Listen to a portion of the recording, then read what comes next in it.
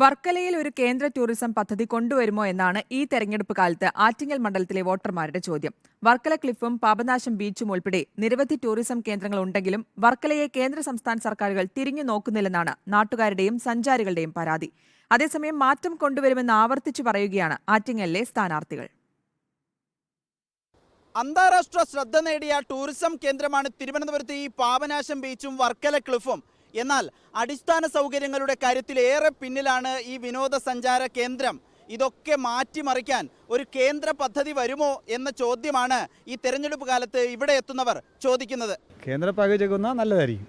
പ്രത്യേകിച്ച് ടൂറിസം മേഖല ആയതുകൊണ്ട് നല്ലതായിരിക്കും. വെളിയിൽ നിന്ന് ഒരുപാട് ഫോറൻസൊക്കെ വരാനുള്ള സാധ്യത ഉണ്ട്. അങ്ങനെയൊക്കെ ചെയ്താൽ ഇതുവരെ ഇങ്ങനെ ഒരു വികസനം ഉണ്ടായിട്ടില്ല. ഇവിടെ ഒന്നും നിങ്ങൾ കാണുന്നില്ല. എല്ലാം പണ്ടൊരു ബീച്ച് മാതിരി ഒരു വികസനം ഉണ്ടായിട്ടില്ല. ടോയ്ലറ്റോ ഇവിടെ ഗസ്റ്റുകൾ വന്നു കഴിഞ്ഞാൽ സൗകര്യം ഇരിക്കാനുള്ള സൗകര്യം വേറെ ഒന്നും ഉണ്ടായിട്ടില്ല.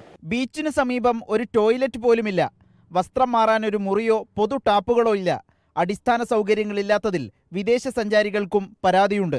There are no toilets as well on the beach and it's fine.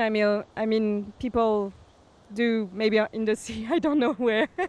സംസ്ഥാന സർക്കാർ സജ്ജീകരിച്ച ഫ്ലോട്ടിംഗ് ബ്രിഡ്ജ് തകർന്നത് കഴിഞ്ഞ മാസമാണ്. സുരക്ഷയില്ലാത്ത പദ്ധതികളല്ല, സമൂലമായ മാറ്റമാണ് വരേണ്ടതെന്ന് ആറ്റിങ്ങലിലെ NDA സ്ഥാനാർത്ഥി വി മുരളീധരൻ പറയുന്നു. വർക്കലയുടെ ഈ ടൂറിസത്തിൻ്റെ സാധ്യതകൾ വികസിപ്പിക്കാൻ സമഗ്രമായിട്ടുള്ള ഒരു ടൂറിസം വികസന പദ്ധതി ആവിഷ്കരിക്കപ്പെടും.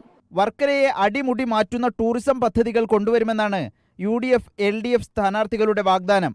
വലിയ പ്രഖ്യാപനങ്ങളല്ല, കേവലം അടിസ്ഥാന സൗകര്യങ്ങളെങ്കിലും ഒരുക്കാൻ ജയിച്ചു വരുന്ന MP-ക്കാകുമോ എന്നാണ് നാട്ടുകാരുടെ ചോദ്യം. Reporter Adil Palode, in reporter, Thiruvananthapuram.